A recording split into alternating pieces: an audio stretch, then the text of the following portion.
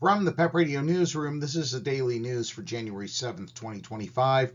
These are the stories we are covering at this hour. President Donald Trump's administration said Tuesday that it is withholding funding for programs that support needy families with children in 5 Democratic-led states over concerns about fraud. The U.S. Department of Health and Human Services, which oversees the program, will require the states to provide extra documentation to access the funds. Families who rely on child care and family assistance programs deserve confidence that these resources are used lawfully and for their intended purposes, HHS Deputy Secretary Jim O'Neill said in a statement. The administration has not laid out details about the fraud allegations. HHS said in a statement this evening that it identified concerns that these benefits intended for American citizens and lawful residents may have been improperly provided to individuals who are not eligible under federal law. 5 states, California, Colorado, Illinois, Minnesota, and New York, are targeted, and the HHS said they had been notified. Governor Kathy Hochul said earlier in the day that New York is prepared to take the administration to court, as Democratic-led states have done scores of times now. On the first anniversary of the most destructive wildfires in the LA area, the scant home construction projects stand out among the still mostly flattened landscapes. Fewer than a dozen homes have been rebuilt in Los Angeles County since January 7, 2025, when the Palisades and Eaton fires erupted, killing 31 people and destroying about 13,000 homes and other residential properties. For those who had insurance, it's not enough to cover the costs of construction. Relief organizations are stepping in to help, but progress is slow.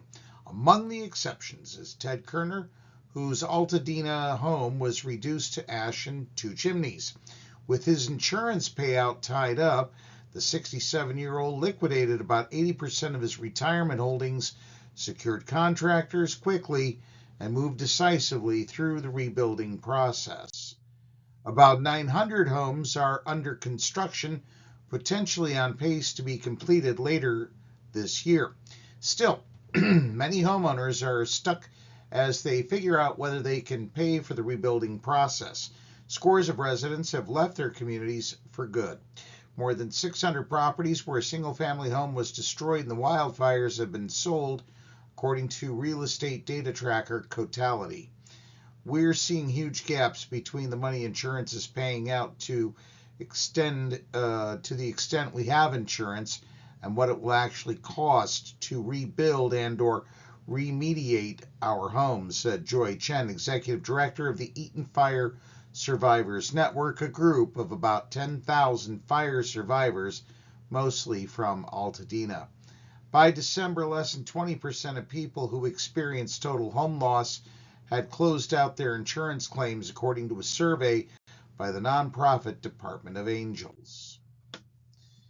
Turning to sports news, John Harbaugh's 18-year tenure in Baltimore included 2 distinct periods of success. After taking over, Harbaugh capitalized on the last few years of Ray Lewis's career, reaching the AFC title game 3 times in his first 5 seasons as coach and winning a Super Bowl. When Lamar Jackson arrived in 2018, the Ravens became the contenders again, but there's been no conference championship yet for this particular era, and lately, Baltimore has experienced more angst than glory, so Harbaugh is out of a job. Owner Steve Biscotti fired Harbaugh on Tuesday after the Ravens were one of the league's most disappointing teams this season. They went 8-9 and missed the playoffs after entering Week 1 as one of the Super Bowl favorites.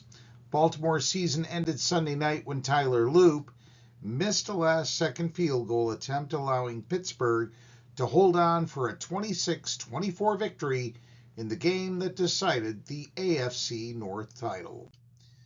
And turning to other Pennsylvania news, an Ambler, Pennsylvania family is shaken and displaced after their home on Highland Avenue was destroyed by a fire Monday morning. Andrea Lindsay and her daughter Brandy Akers, who lives nearby, had left together for work when Lindsay's husband called from their neighbor's house. It was my husband on the phone, and all he said to me was that the house is on fire, Lindsay said.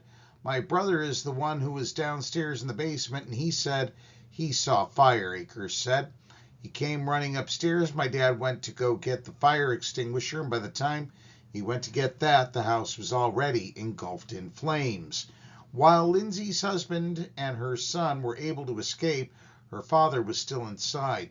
He's disabled. He can't walk or stand. The smoke was really, really heavy, so my husband couldn't get back in there to get him. But they did eventually get him out, and they were working on him here. Then they took him up to the ambulance and were working on him. And then they medevaced him to Temple, Lindsay said. Lindsay said her dad is now breathing on his own at the hospital. Not all of the family's pets survived. They were able to get my puppies and my one male dog out of the house, so all my dogs are out, but my cats didn't make it, Lindsay said. The family is trying to piece their life back together after losing 3 cats in their home. The cause of the fire is under investigation. And that's the news at this hour. If you're watching our news content on YouTube, please be sure to subscribe to our channel. PEP Radio is available on the Live 365 app, the PEP Radio page at paequality.com, Roku, and Alexa. Up next, we have the Beanville area weather forecast here on PEP Radio.